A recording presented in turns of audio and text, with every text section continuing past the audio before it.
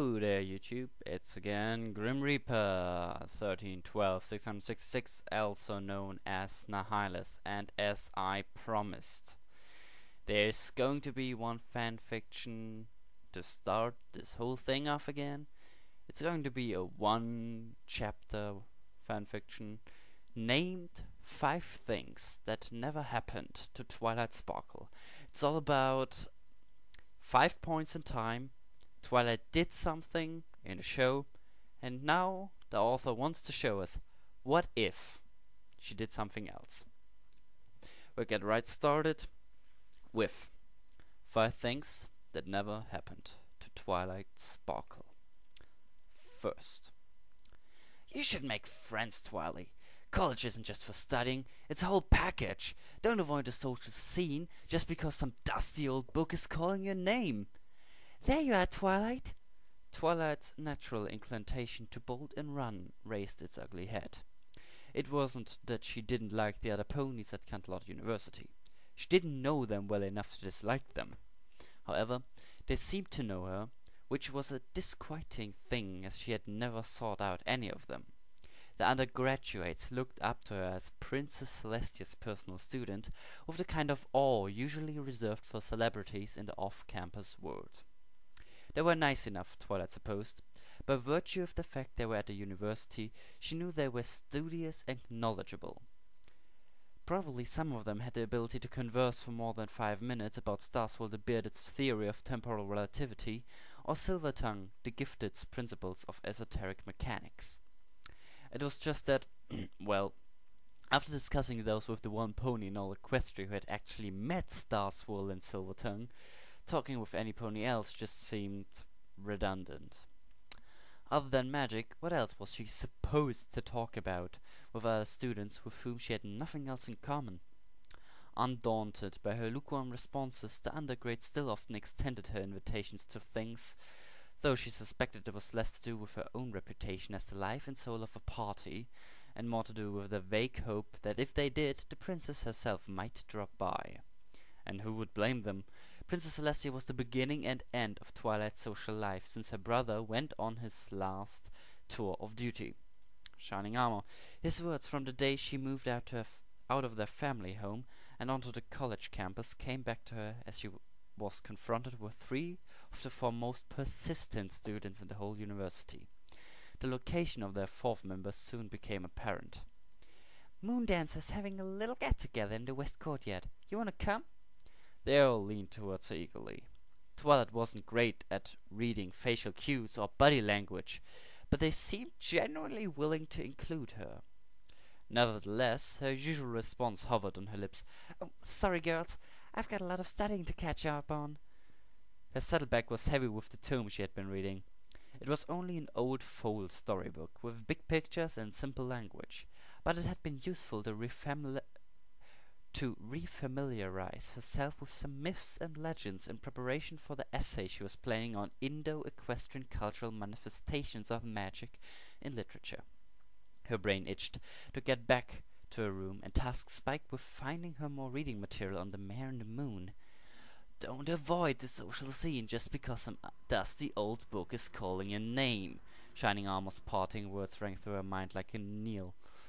Books don't get up and wander away just because you waited a few extra hours to read them.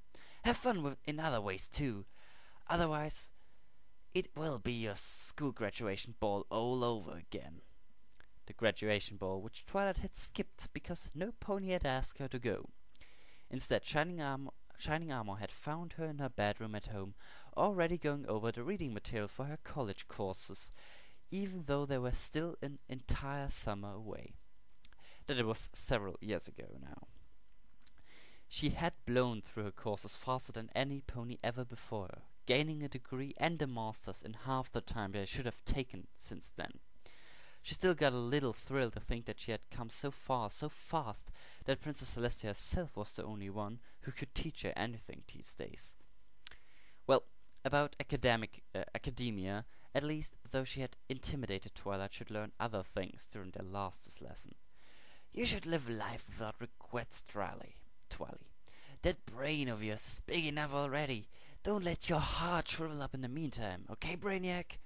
The 3 ponies on the path looked at her. The book in her bag seemed to grow heavier. She should say no. She wanted to look into the Genesis myth some more. She needed to cross-reference the prophecy she had just read with more academic writers.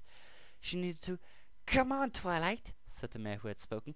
"Don't you do anything except study?" Of course I do." Twilight clicked her hoofs together, her voice only a little hesitant. I'd love to come to the get-together with you. Love to. Yes, Why were they looking at her so strangely? "Thank you? You would? Cool! You're gonna love it! It will be so awesome!" They surrounded her, sweeping her along with them towards the west courtyard. Twilight went along with them, smiling as they asked her surprisingly intelligent questions, mixing with effusive declarations of how much fun she was going to have, and how pleased they were she had finally decided to join them. High above them, Princess Celestia stood on her balcony and watched as her faithful student was whisked away. She smiled to herself. Those were good ponies, she knew. They were younger than Twilight, but that was no bad thing. Youth could sometimes teach age a great deal. Perhaps Twilight was finally going to make some friends after all, without the need for her to intervene more than a few hints during lessons. The next day, when the sun should have crested the horizon to welcome the summer sun celebration, it did not rise. In Ponyville, citizens froze in horror as the celebrations were invaded by a legend whom no pony recognized. In Canterlot, Twilight stared in horror at the dark sky, and neither she nor her new friends had any idea what to do. Second. "What do we do? They're eating all the food in town!" Fluttershy's voice faded into the hubbub created by the chattering, feasting little bugs currently laying waste to Ponyville's food stores. As if on cue, Applejack gasped, "My apples!" She galloped away, head-butting and bucking ineffectively at the creatures as she headed out of town towards Sweet Apple Acres. "We gotta do something!" Twilight racked her considerable brains for the answer. Getting rid of them using Earth Pony methods hadn't worked. Neither had Pegasus' aerial tricks. The only option left should have been the most obvious, she thought as it arrowed to the front of her thoughts. Why hadn't she considered using magic before? "I've got it!" Rainbow Dash, Fluttershy, and Rarity turned to look at her expectantly. Of course they were expectant. She always knew what to do, even when she didn't. "I cast a spell to make them stop eating all the food," Twilight declared triumphantly. She bent her forelegs and summoned a dieting spell she had learned years ago when her roommate at the academy asked for help to avoid cream cakes before she outgrew their graduation robes. If she keyed this spell to affect their desire for all food, not just one type, that would surely make the bugs stop eating. Twilight's eyes popped open as another thought arrowed through, splitting her first with cold logic. If she stopped the bugs from eating food, would that make them stop eating entirely? Or would they just start eating other things? Her roommate had successfully abandoned cream cakes, but developed a terrible obsession with sprouts and cabbage, which had created a methane problem in their room until the end of the year after Twilight discovered she couldn't undo the spell. What if something similar happened? What if something similar happened now, and she couldn't undo that either? She needed to rework the spell, and quickly. Concentrating, she shifted the charm participles within the enchantment framework, adding a word magic seal for good measure. It was a clumsy spell casting. Her old teachers would have pursed their lips at disapprovingly, but she was pushed for time. "Stop eating Ponyville and the food within it," she said out loud. Horn radiated magically enhanced instructions in a pending circle until it reached the town limits. Even more bugs were vomiting up new versions of themselves there. Twilight gritted her teeth and pushed out extra power, grunting a little with the effort. Silence fell. Panting, Twilight raised her head. Every bug hung in the air, wearing identical puzzled expressions. She watched with bated breath as one approached an overturned bucket with a single apple still inside. The bug nibbled at the apple, ditched the idea with a disgusted noise, revolved around the bucket for a moment, and then flew away from that too. Twilight beamed. "Success! You did it, Twilight!" Fluttershy said with delight. "Yeah!" Rainbow Dash pumped off. "Now we can try rounding them up again and not worry about it. Ouch!" Twilight whirled to see Rainbow Dash shaking out her hoof and glaring at the bug that had flown up to her. It weaved from side to side as if hypnotized by her movements. "The little cretin bit me! Ow!" Rarity cried out. "Oh, get away, you horrid things! Ouch! Ow! Ow! Ow!" She turned in circles, kicking out at the creatures that were biting her haunches like gigantic fleas. Wherever they bit, they left nasty red wheals on her white coat. Except that wheals didn't show through fur, Twilight realized as Rarity shrieked louder. The red marks were on skin, where her fur was suddenly missing. "Get off me! Get off me!" "Ow!" Fluttershy tumbled out of the air. The bugs that had been nesting in her mane now fastened onto her face and neck. Whatever she was trying to say vanished into gurgling whispers. Twilight ran over to her, blasting the bugs away with raw magic. She didn't bother weaving into any spell. "Twilight!" Fluttershy stared at her with wide, shocked eyes. She was bleeding from dozens of tooth-shaped cuts. "What's happening?" Screams started to echo around Ponyville. Pony streamed out of Sugar Cube Corner, where the bugs that had been feasting on pastries were now feasting on customers. Rose galloped past, creaking at a buzzing mass clamped onto her belly and chest. Caramel pawed at its head, where several bugs had already reduced his mane to shreds and were starting on his scalp. Bonbon rose onto her hind legs to scrape off the bugs attached to Lyra's ears, which were now nothing more than stumps, only to fall back with a strangled scream at his free burrowing happily into her own stomach with affable chatters. Twilight's left hind leg exploded in pain. She kicked out, but stumbled when she tried to put the hoof down again. Why was that leg suddenly shorter than all the others? A bug flew into her face, preventing her from being able to look and see what had happened. The sudden face full of wings made her jump back, stagger, and fall on her side, her vision swimming with the white-hot agony crawling up her haunch. She summoned more raw magic to her horn. The sound of her friend's cries only slightly lessened by the bugs crawling into her ears. Her revised spell had worked. They weren't eating Ponyville or the food anymore. For the first time, Twilight wished one of her spells had failed. Third. "Come now, Twilight Sparkle!" Discord placed the cone he had just created against the pink cloud above her head. Abruptly, the rain that had been following her around for the past 2 hours ceased, and the cloud morphed into delicious cotton candy. "You've got to get into the spirit of things!" The spirit of things? What spirit? She had failed in every task she had tried to accomplish. Misery settled like a lead weight into her stomach. She had failed to prevent her friends from being corrupted, and then failed to save them afterwards. She had failed to find the elements of harmony until it was too late, and then failed to implement them. She had failed to stop Discord from spreading his awful chaos, and failed to make even a dent in it, even with her most powerful spell.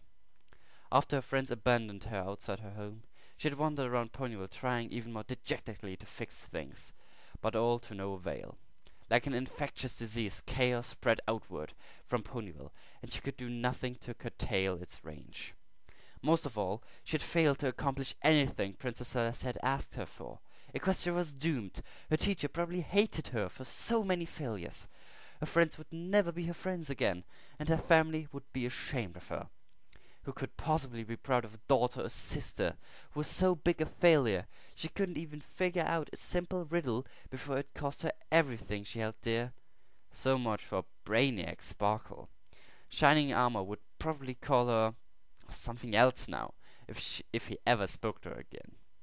She couldn't even use her notorious intellect to think up a new nickname. She was pathetic.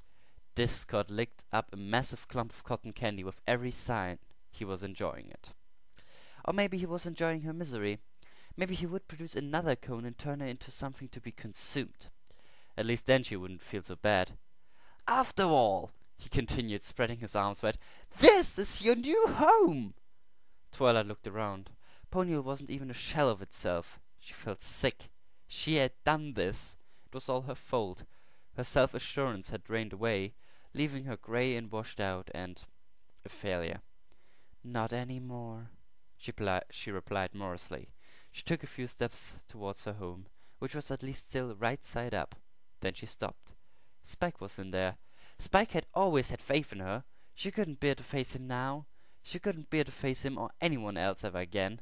She could leave Ponyville, but what would be the point? The whole of Equestria was doomed, and it was all her fault. "Yes!" Discord yelled gleefully, dancing like he had all her happiness as well as his own. "Harmony is finally dead!" His words reverberated in her ears, slinking into her mind, and along her veins like poison to her wretched heart. Harmony wasn't dead. Not yet. Twilight turned and walked slowly back to a place she had passed earlier. She had tried to magic away an orchid of bullfrog trees, and instead turned them all to operatic marshmallows. The confectionery chore gathered along their red and yellow branches with a chorus of finely tuned oh-hing and ahing, the music taking a turn for the dramatic, as she headed up an incline that had not existed there yesterday. There didn't used to be any ravines in the middle of Ponyville. There certainly weren't any with giant candy canes at the bottom. Twilight tried one last-ditch blast of magic to turn them back into meadow. The canes shattered into shards of stained glass, as she had summoned the window from Canterlot Castle. She could see her reflection in the pieces, a grey, grim failure, no use to anyone anymore. Accompanied by histrionic crescendo and Discord's maniac laughter, Twilight jumped. "Now, if you'll excuse me, I have to go and comfort my bride." Shining Armor swept past Twilight, his expression more ominous than she had ever seen it before. "And you can forget about being my best mare. In fact, if I were you—" He paused, as if he couldn't quite believe he was saying it either. "I wouldn't show up to the wedding at all." Twilight gawked incredulously at his departing tale. Her big brother had sometimes got mad at her, when there were faults, sure, but never like this. They had never truly fought before. Any sibling spats had cleared up quickly, and he had never ever looked at her the way he had just looked at her. Like she was something he had stepped in, that he wanted to scrape off his hoof as soon as possible. She sank to her haunches in utter shock. How could this have happened? She had been trying to protect him, not ostracize herself from him.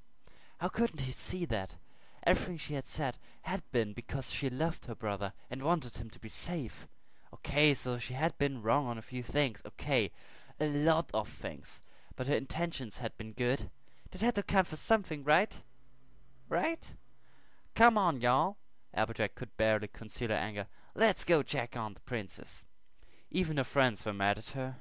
But she had been trying to do a good thing. Why was everything going so wrong?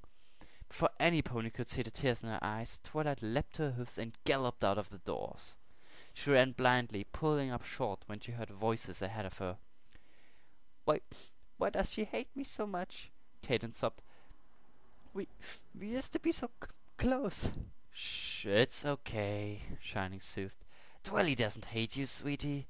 She's just a little overwrought, that's all."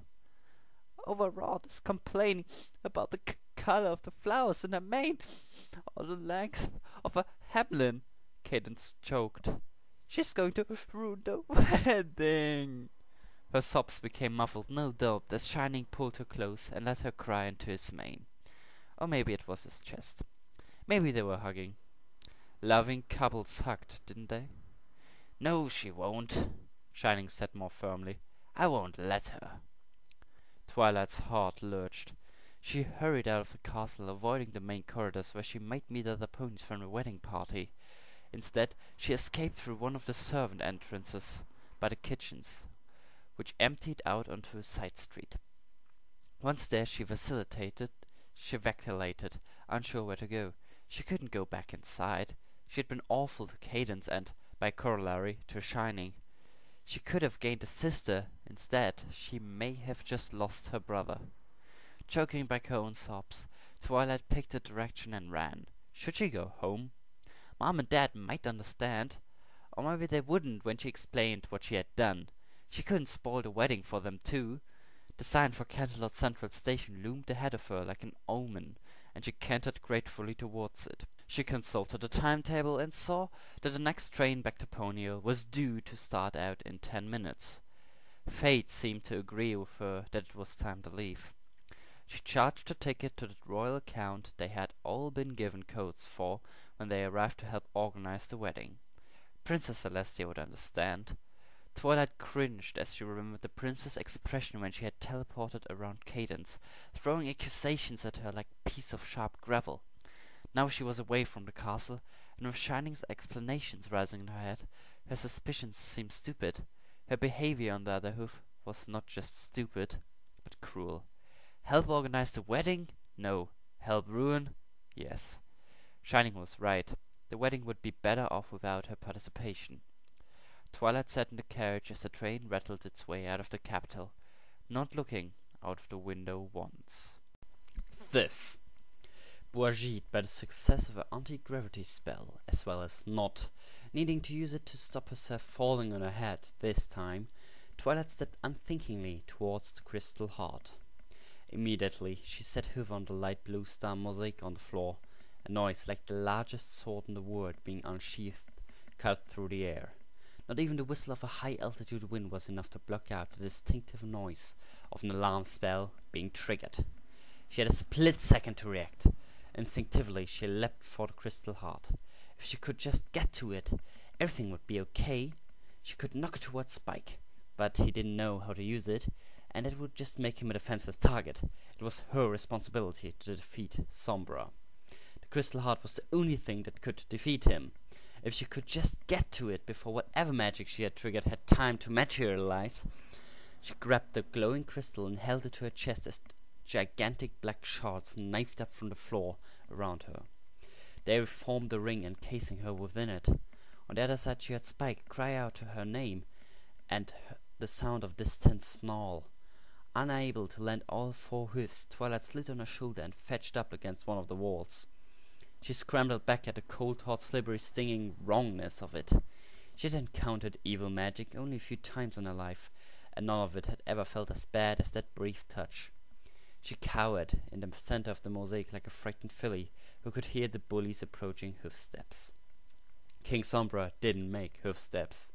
He did, however, hiss like a demonic snake, as his vaporous body seeped between the shards and reformed beside her. 4 armored hoofs alighted with the grace of a pony half his size and bulk. Twilight gasped and backed away, stopping only when her tail brushed the opposite side again. Pain shot to the roots of every hair, freezing her in place when she jumped away from it again. She was caught between them. She didn't want to get any closer to Sombra than she could help, especially since she was eyeing the crystal heart in her hoofs like a tasty snack. "Twilight!" Spike called from somewhere behind Sombra. "Throw me the heart!" Sombra's head snapped sideways as if his ear had been bitten by a tick. He sneered, flicking a surprisingly solid hoof. Several horizontal shards slid from the vertical walls, even more spearing up from the floor around Twilight. Spike cried out again, this time in pain. The cry ended abruptly. "Spike!" Twilight called desperately. There was no response. Dread washed through her, followed by pure rage. She felt the base of her mane began to crackle as her fury swarmed up her horn. It began to manifest itself as it had once done on a cliff outside Froggy Bottom Bog. "You monster!" Sombra stared at her contemplatively. It was far too calm an expression for the situation. His mouth curled into a smile that showed sharp white teeth. So far Twilight had only ever heard him laugh. It was a dark, oily sound, but nothing compared to his voice when he actually spoke. "So much power for one so small," he murmured. His voice rolled over her, trailing a shiver that ran from her horn to her fetlocks. "So much potential. You are not like the others." He stepped towards her. Twilight held the crystal heart behind her back. "You can't have it!" Sombra only smiled wider. Every available gap in the walls immediately filled with obsidian shards, and the roof swooped into place above them. Twilight was left in darkness, lit only by the eerie green light of Sombra's eyes. They drew closer, though he still made the barest sound with his hoofs. This time, she shouldn't back away. When she tried, something sharp dug into her shoulder blades. "It is already mine," Sombra purred. He actually purred, consonants twisting together to lock in his vowels, as solidly as he had locked Twilight into his cage. "It was always mine. It will always be mine." "Not anymore!" Twilight tried to keep the tremble from her eyes. "You won't win again!" Her friends would come. She kept that thought uppermost in her mind, using it as a shield against her rising panic. If Sombra was in here with her, he couldn't be out there detaining them. They would come to help her, just as they had when she was facing Nightmare Moon. They would get here in the nick of time, just like last time. Sombra would be defeated, the Crystal Empire would be restored, Cadence would be fine, Shining Storm would be healed, and they would all go home. All of them, including Spike, who might be hurt, but would certainly be fine with some medical magic and... In a flash of green, Sombra's eyes appeared directly in front of her own. His breath blew into her nostrils. It smelled like bonfire smoke, and that early odor she had last smelled in the Diamond Dog tunnels when they went to rescue Rarity. But little pony... Sombra breathed. She didn't need to see his mouth to know he was smiling. The crystal heart was prized from her grip, though she tried to turn to keep hold of it. She lit her horn to see better just as something touched her right forehoof, lifting it above her head, presumably so she couldn't retrieve the heart. Something else traced her left shoulder, leaving the same cold, hot, slippery, stinging, wrong feeling as the wall. The sensation paralyzed her. The light in her horn died. The touch moved to her stomach, the small of her back, the flanks, her hind legs, her ears, everywhere at once it seemed, lightly like a cloud of smoke rolling over her. I've already won, Sombra purred. The darkness shards contained sounds so well that not a single of Twilight's screams escaped. So guys, this was Twilight. Oh no, 5 things Twilight Sparkle never did, I think. I like the story very much. I wanted to hit it out there. It's just a 1-chapter story. I'm gonna do this more often now. And yeah, that's for me. As you might have noticed, some time elapsed from my announcement till here. My recording software crashed. Yeah, not so good. I released another part of Sugar Cube Corner yesterday, and yeah, have fun. Till next time.